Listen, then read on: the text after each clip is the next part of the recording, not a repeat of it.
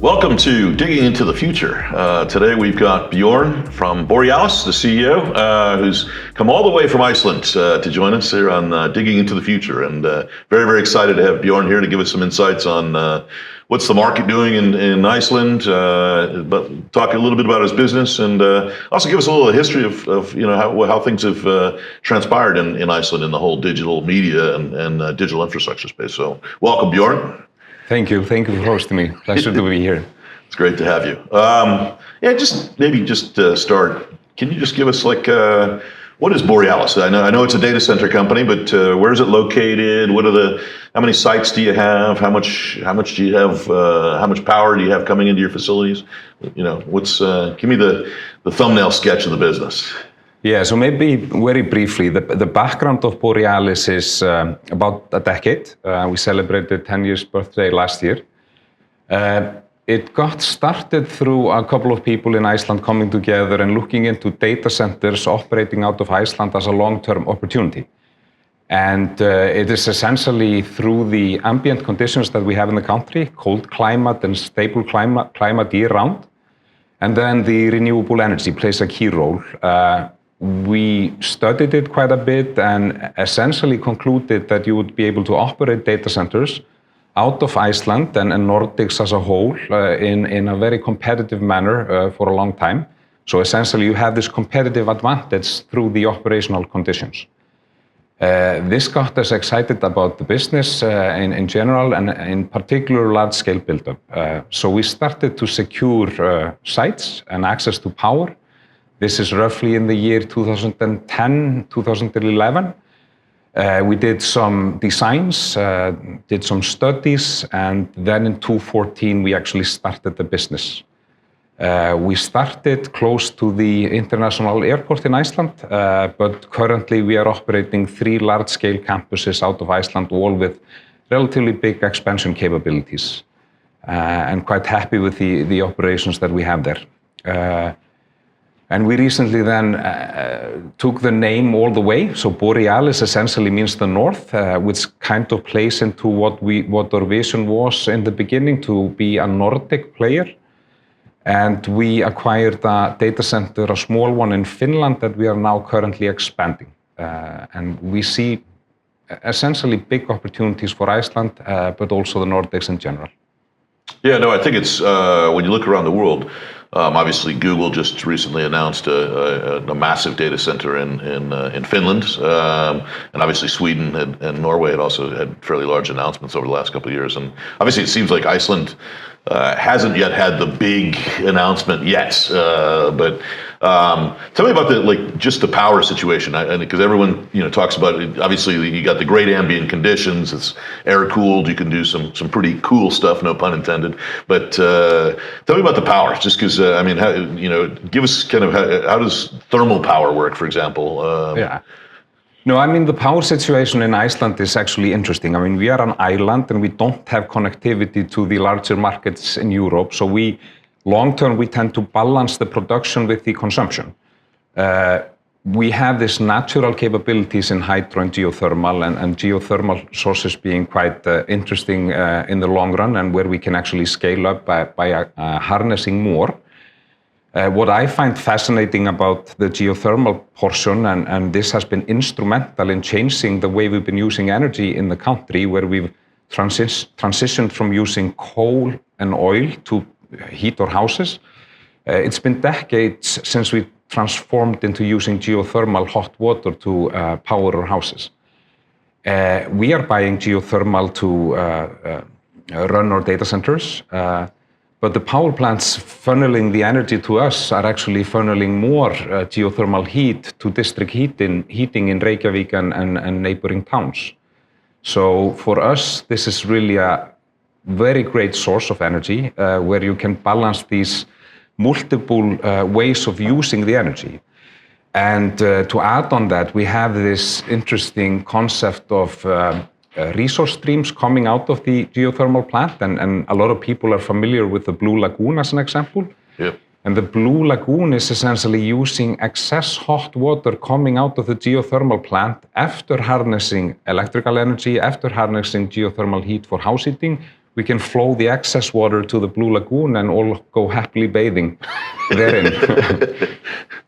No, I've actually been to these sites, and it's pretty amazing that these beautiful sort of massive warm pools where people go every day to and all heated by geothermal. That's but so you think, just to give some perspective, like how much additional power do you think is in Iceland over time? Is it do these produce gigawatts of power, or what's like how much does a thermal plant actually generate on average? It depends a little bit on the size and scope of the plant, but from 100 to 400 megawatts is I would say a rough size for the electrical capabilities of a geothermal plant. We do have a few plans in place regarding harnessing more that are on maybe let's call it a 5-year time frame in terms of build-up. So there is this ability to continue the growth in terms of both geothermal and hydro. Hydro, I mean, all of the big sort of obvious options have been harnessed already, but there are longer-term plans in place in terms of increasing it even further. And I think the general power situation in Iceland is also interesting from a delivery perspective. Our entire infrastructure was built for aluminum smelters, and that requires very high reliability and redundancies because a smelter needs a certain uptime, and you cannot afford to lose an aluminum smelter for a long period of time. But as opposite to data centers where you build your backup generation, you build your UPS systems in, you don't do that for smelters. So you build the redundancy at the grid level. And as a consequence, the data centers in Iceland benefit from an ultra high reliability at the grid level. And as a company, we find this quite interesting from a large-scale AI workload perspective and also from a sustainability perspective, because your uptime can be quite high without investing fully in all of the additional components. So we've been running actually customers in a hybrid mode, where we have some amount of redundant components built in, like backup generation and UPS systems, but not necessarily for the entire installations. And we believe this is something that will play well for us as a company and well for Iceland into the future, due to reliability. Yeah, no, it's interesting because you're one of the unique data centers. I think that one of yours you actually constructed with wood, right? And tell us about that, because it's something that's completely different than you always go around, you see steel and aluminum and a lot of concrete, and you actually used wood in part of one of your data centers, right? Yeah, exactly. That was interesting. We were building up in 2018 in our northern campus, and we had a tight timeline, so we had to build quickly. And I had gotten introduced to CLT, which is cross-laminated timber. And that's essentially timber that has carrying capabilities, and it basically becomes your wall and your roof, if you want to, out of the plant directly. And essentially you send a 3D drawing of your building into a plant that manufactures this, and they can build it with millimeter certainty on all of the holes and everything you need for cabling. So if you do the design correctly, you get your thing constructed in a plant. It's almost like 3D printing a building. So it has really a fast deployment time, fast build-up time, but for us, the sustainability element is really, really strong in it. It's very strong and clean manner to build and construct. So we're quite happy with it. We did have some worries regarding fire, but wood is, and the way you do it with CLT, it's actually surprisingly good in terms of that. So the risk is low, and wood can hold its carrying capabilities if it's done correctly longer than steel. Wow. So that was also a surprise for me, even though I'm an engineer, I'm only an electrical engineer. So when I learned this, it was a surprise. And we've been quite happy. It's been running really well. Yeah. No, and also tell me, so now, if I recall correctly, a lot of the data centers originally in Iceland were Bitcoin centers, right? And all of the different companies did a lot of focus on that. And now you still doing Bitcoin, or have you moved away, or is it how does it how's that business going? Yeah, that's right. I mean, when we started in 2014 as a company, and the ones that had started prior, were relatively heavily focused on blockchain and related business. And I think to some extent it had to do with our connectivity situation at the time. We did not have enough redundant cables going out of the island. And it's also the industry was new. So having these agile customers that were willing to come in fast and deploy into sites that were not built, you didn't have the step-on transformation on the electrical side, you didn't have the connectivity to the sites. The blockchain customers were willing to work with the local providers and build up, and I think that has been extremely successful. But we as an operator and the others have been transitioning. So we've taken older blockchain facilities and we've been converting them to facilities that cater towards more reliability and higher end requirements. But the good thing out of it, for example, for us, especially given sort of the new demands in the industry for high density, very high kilowatt numbers per rack, we've been doing that for a decade now because the blockchain equipment has always been really high dense, and we've been running 50 kW per rack in air-cooled setups since 2014 with blockchain solutions. Yeah. So now we're phasing that out, but we have the operational experience to run these racks in really a dense mode. Yeah. No, it's pretty impressive. I think obviously there are some challenges with the end customers, as we all know, and quite frankly, they seem to be coming back now. I'd say the irony is it sort of goes through these sort of cycles. But so tell us about now. You've got some GPUs running in your Blönduós facility, right? And you're kind of in the new world of AI, right? You're sort of heading down that track, right? Yeah, we've been building out a few large-scale installations. It's quite interesting to follow all the connectivity required for a cluster now. It's amazing. You just have cables everywhere. So I understand the drive to increase the capacity per rack. Operationally, it makes a lot of sense just to reduce the amount of cabling that you need to do and just put more compute to play within the same area. But we've been transforming a few buildings. We are running quite a lot with direct free air cooling, but in a really controlled manner where we're doing 50 kW per rack. We're able to do that within the ASHRAE H1 standard. We were extremely happy with that. So we took the cooling solution we've been running for many years, and we did some upgrades and fine-tuning of that. And with that, we are able to do this and basically get to the ASHRAE standard. So that's quite good.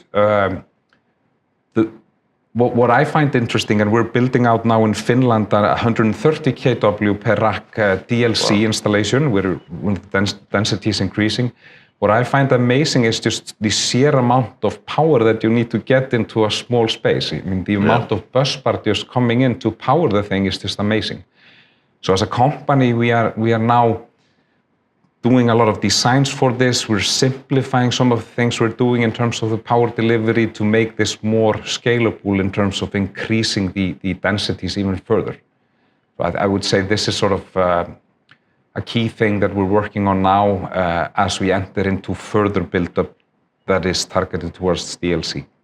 So talk to me about, so you have so you've been sort of kind of moving along with the trends, but now we're all we're all hearing about how AI is changing the game completely, right? So where you used to have a 100 megawatt facility, you have 1,000 megawatts, right? Yeah. You think Iceland's going to be one of those spots eventually, or do you think you'll get there? Is it because obviously your friends to the north have won some pretty big deals recently, and do you think it's Iceland's next on the list? What's your thoughts? Yeah, I think Iceland absolutely has the potential to become a hub for AI centers. I mean, when you're talking about gigawatt scales, we're not going to do many of those campuses, but I think we have the opportunity to actually become a key location. And this goes back into the value proposition that we discussed earlier. The ambient conditions are very favorable. The access to the renewable energy is extremely favorable as well, and the delivery of the power. And I think as a country, we'll probably end up in the next years to come to phase out some of the old large-scale industries that we've had, and they were really important for us as a nation, but you see these potentially transitioning out over time, and that creates opportunities to build large-scale data center campuses utilizing the same infrastructure. You already have the locations well established with a lot of the infrastructure in place. So yes, I truly believe that we have a long-term opportunity there. Yeah. No, I think it's, you are, I think, right at one of the great spots, right? And you're also right between Europe and the United States. So you got a great geographic proximity, right? And, and we sometimes talk about the business model of Iceland there and reflect on that in the context of data center and locations. I think that sort of, if you put it on a map of the globe, you see that Iceland is, like you say, centrally located between Europe and the US, and US being the strongest market, Europe being another big one. It's a strategic location, and Icelanders model, they fly into Europe to all the major cities, take the people back to Iceland, and then they fly to US to all of the major cities in the US. It's like a hub.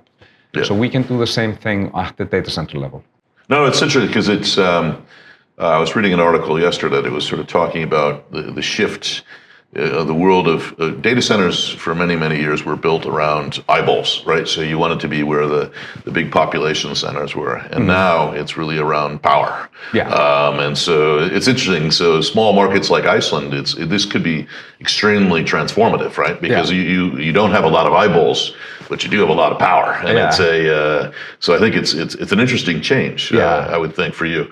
Absolutely. And I sometimes speak about sending data and not products. I mean, we are exporting digital products, and we can send them pretty much anywhere in the world like this without any significant footprint. So moving the workloads close to the energy and sending the data then back to the world via fiber optics, it's a very interesting case to me. It's a strong case, and I think Iceland and the Nordics as well can play a huge role, for example, for Europe, just in terms of balancing their energy consumption. And it's easier to move the data center adjacent to a power plant than moving the power across the ocean to a different country. No, it's true. I think, and you've got a very unique opportunity, I think, right now. And it may be fleeting, but I think it's going to be there for some time. And that's a fantastic opportunity. Yeah. Well, Bjorn, thank you so much for joining us on Digging into the Future, and we'll look forward to watching as you develop in Iceland and continue to build, and congratulations on all your success so far. Thank you, and likewise, thank you for hosting me. It's been a pleasure.